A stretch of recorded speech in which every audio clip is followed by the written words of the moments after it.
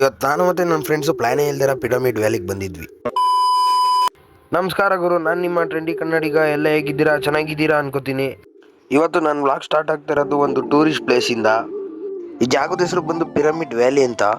ಇದು ಬೆಂಗಳೂರಿಂದ ಬರೀ 30 ಕಿಲೋಮೀಟರ್ ದೂರದಲ್ಲಿದೆ.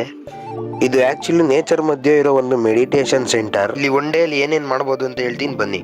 ಒಳಗಡೆ ಕುತ್ಕೊಂಡು ಒಂದಷ್ಟೊತ್ತು ಧ್ಯಾನ ಮಾಡಿಕೊಂಡು ಆಚೆ ಕಡೆ ಬಂದರೆ ಶಾಪಿಂಗ್ ಕಾಂಪ್ಲೆಕ್ಸ್ ಇದೆ. ಯಾರಾದರೂ ಏನಾದರೂ ಬೇಕಂದ್ರೆ ಬೈ ಮಾಡಿಕೊಂಡು 12:30 2:30 ಗಂಟೆ ಅನ್ನದಾನ ಇರುತ್ತೆ. ನಾವು ಲೇಟಾಗಿ ಬಂದಿರೋದ್ರಿಂದ ಫುಲ್ಲು ತಿರುಗಾಡ್ತಾ ಇದ್ವಿ. ಪಿರಮಿಡ್ ಇಂದ ಸ್ವಲ್ಪ ಮುಂದೆ ಬಂದರೆ ನಂದನವನ್ ಗೋಶಾಲ ಇದೆ. ಇಲ್ಲಿ ಹಸು ಹಾಗೂ ಕರು ಎರಡೂ ಇದೆ. ಅಲ್ಲಿಂದ ಸ್ವಲ್ಪ ಮುಂದೆ ಬಂದರೆ ಸೋಲ್ ಅಡ್ವೆಂಚರ್ ಅಂತ ಒಂದು ಜಾಗ ಇದೆ. ಒಳಗಡೆ ಸ್ವಲ್ಪ ಪಕ್ಷಿಗಳು ಕೂಡ ಇದೆ. ಇಲ್ಲಿ ಹಾಗೆ ಫ್ಯಾಮಿಲಿ ಜೊತೆ ಆಡೋ ಫನ್ ಗೇಮ್ಸು, ಅಡ್ವೆಂಚರ್ಸ್ ಎಲ್ಲ ಇದೆ.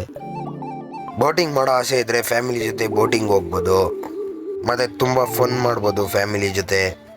ವೀಕೆಂಡ್ ಪಿಕ್ನಿಕ್ಗೆ ಒಂದು ಒಳ್ಳೆ ಜಾಗ. ನೀವು ವಿಸಿಟ್ ಮಾಡಿ, ಫ್ಯಾಮಿಲಿ ಜೊತೆ ಫನ್ ಮಾಡಿ.